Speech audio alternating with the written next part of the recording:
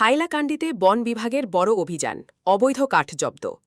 বনমন্ত্রী জয়ন্ত মল্ল বড়ুয়ার কঠোর নির্দেশনার পর হাইলাকান্দি শহরের প্রাণকেন্দ্র উকিলপট্টিত এলাকায় বন বিভাগ এক ব্যাপক অভিযান চালিয়েছে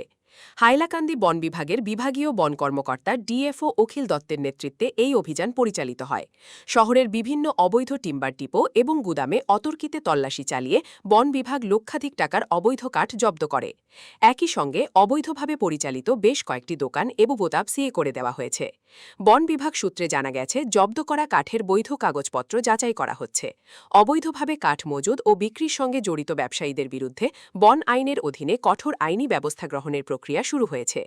রাজ্য জুড়ে অবৈধভাবে গাছ কাটা পাচার এবং কাঠ বিক্রির বিরুদ্ধে বনমন্ত্রী জয়ন্ত মল্ল বড়ুয়া যে কড়া নির্দেশ দিয়েছেন তারই অংশ হিসেবে হাইলাকান্দিতে এই অভিযান চালানো হচ্ছে এই অভিযানের ফলে অবৈধ ব্যবসায়ীদের মধ্যে চাঞ্চল্যের সৃষ্টি হয়েছে প্রতিবেদনটি লেখা পর্যন্ত বন বিভাগই এই অভিযান অব্যাহত ছিল আপোনালোকে হাইলাকান্দি চহৰৰ মাজতে অভিযান চলাইছে কি ডিটেইলছ আছে হয় আমাৰ অভিযান চলি আছে আজি উকিলপট্টিত য'ত মানে আমি অলৰেডি যিবিলাক ইলিগাল টিম্বাৰ ডিপোবিলাক আছিল আমি নটিচ দিয়া হৈছিল 3 মাহ আগতে কিন্তু ইহঁতে একো ৰিপ্লাই দিয়া নাই সেই ৰিপ্লাই দিয়া নাই কাৰণে আজি আমি গোটেইখিনি অপাৰেশ্যন ডিটেকশ্যন কৰি আছোঁ আৰু মালখিনি সিজ কৰিলোঁ এতিয়ালৈকে আমি ইয়াতে এৰাউণ্ড 9টামান ইলিগাল দোকান পাইছোঁ য'ত মিছলিনিয়াছ স্পিচিছ আমি নন সাল বুলি কওঁ সেইবিলাক স্পিচিছতে আছে আৰু এজ পাৰ আমাৰ ডিএফও ছাৰৰ ডাইৰেকশ্যন আমি গোটেইখিনি মাল সিজ কৰি এতিয়া আমাৰ ডিপাৰ্টমেণ্টৰ কাষ্টডিত লৈছোঁ নটিচ দিয়া হৈছিল আপোনালোকে মালিকবোৰক চিনি পায় কেছ ল'ব নেকি কেছটো লোৱা যাব যদি ইহঁতে মানে ক্লেইম কৰিব আহে আমাৰ এজ পাৰ নিয়ম যিখিনি থাকে যদি ক্লেইম কৰিব আহে তেতিয়াহ'লেতো কেছ লোৱা যাব ডিটেইলছ কি আছিল কৈছিল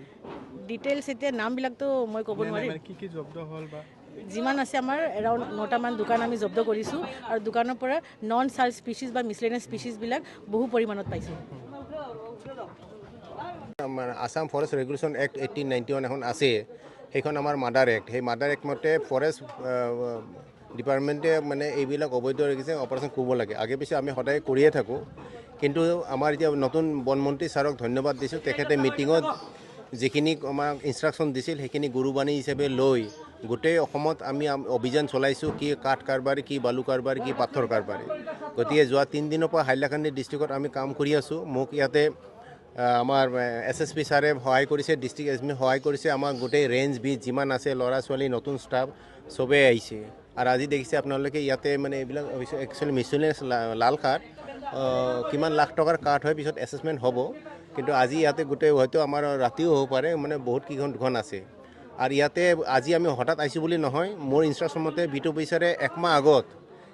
আগত নটিচ দিছিল অফিচিয়েলি যে এওঁলোকৰ লাইচেঞ্চ কি আছে মানে ছাপৰ্টিং ডকুমেণ্ট কি আছে আপুনি মানে কালেক্ট কৰক নহ'লে অৱস্থা বেয়া হ'ব